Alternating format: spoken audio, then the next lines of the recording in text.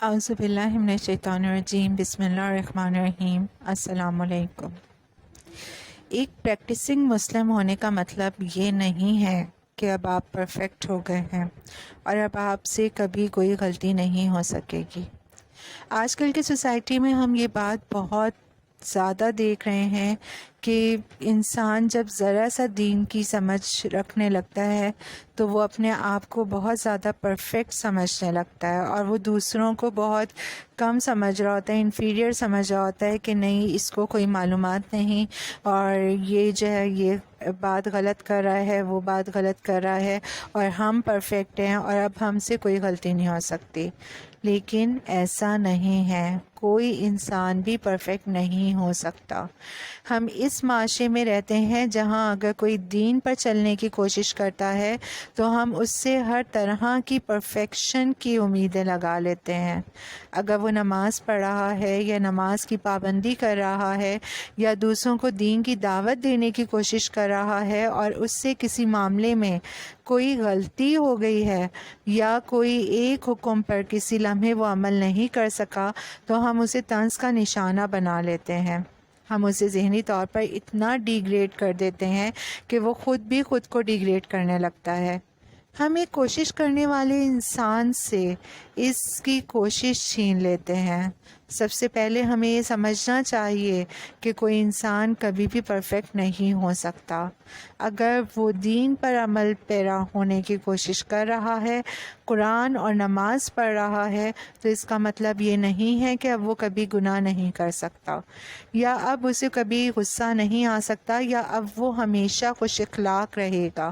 پھر چاہے آپ اس کے سارے حقوق پامال کرتے رہیں، آپ اس پر کیچڑ اچھالتے رہیں، اور پھر آپ امید رکھیں کہ وہ خاموشی سے دبتا جائے گا کیونکہ وہ ایک اچھا مسلمان ہے۔ اگر آپ ایسا سوچتے ہیں تو یہ بالکل غلط ہے۔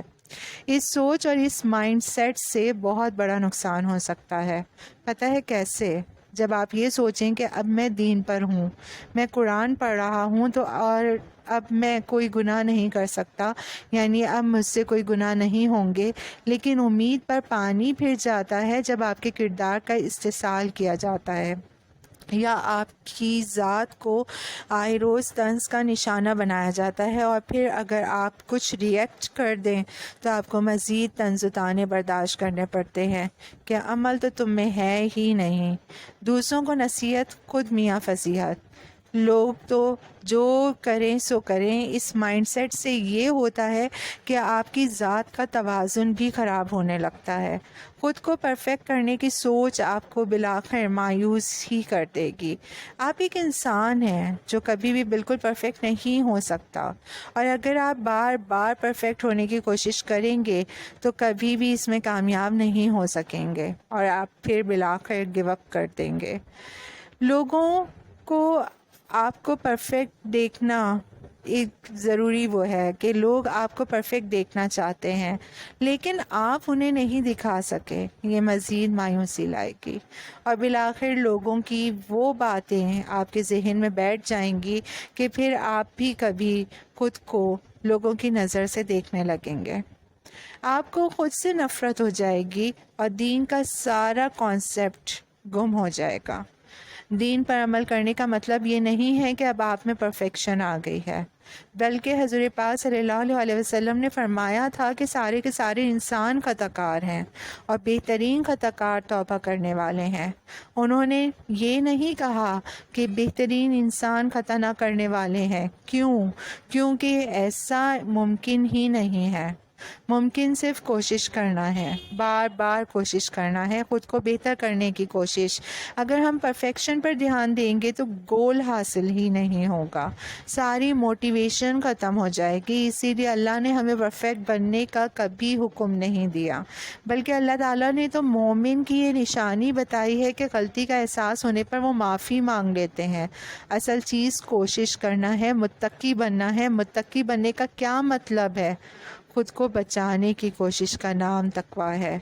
تو ہم نے یہ بھی کرنا ہے۔ اب ہمیں کرنا کیا ہے؟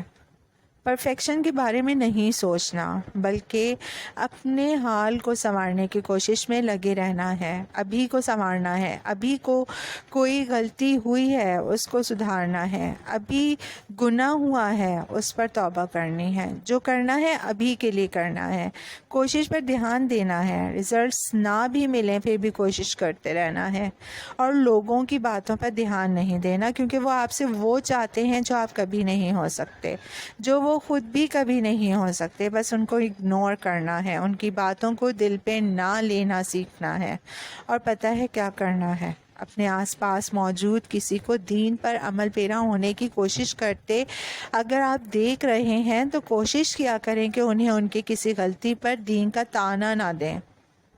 ابلیس کے ساتھیوں میں سے بننے کی کوشش نہ کیا کرے جو لوگوں کو دین سے دوری کی وجہ بنتے ہیں۔ اگر کوئی دین سمجھ رہا ہے، قرآن پڑھ رہا ہے، تو یہ نہ کہا کرے کہ کوئی فائدہ نہیں، تمہارا قرآن پڑھنے کا عمل تو تمہیں ہے ہی نہیں، کوئی فائدہ نہیں یہ اسلامی اسٹیٹس لگانے کا، خود تو تم سے عمل نہیں ہوتا۔ ہو سکتا ہے یہی ایک عمل ہو جس کے لیے وہ سب سے زیادہ کوشش کر رہا ہو، اور آپ اس کو مزید ٹف ٹائم دے رہے ہوں، آپ اس کی آزمائش بن رہے ہوں، اور آپ کی وجہ سے کیا پتہ وہ گیو اپ کر جائے۔ وہ انسان جو ایک پریکٹسنگ مسلم بننا چاہتا ہے، وہ انسان جو قرآن سمجھ رہا ہے، پڑھ رہا ہے، آپ کو لگتا ہے قرآن یعنی اللہ کے الفاظ سے زیادہ آپ کے الفاظ، آپ کے طنز و طعنے اس پر اثر کریں گے؟ غور کیجیے۔ شکریہ۔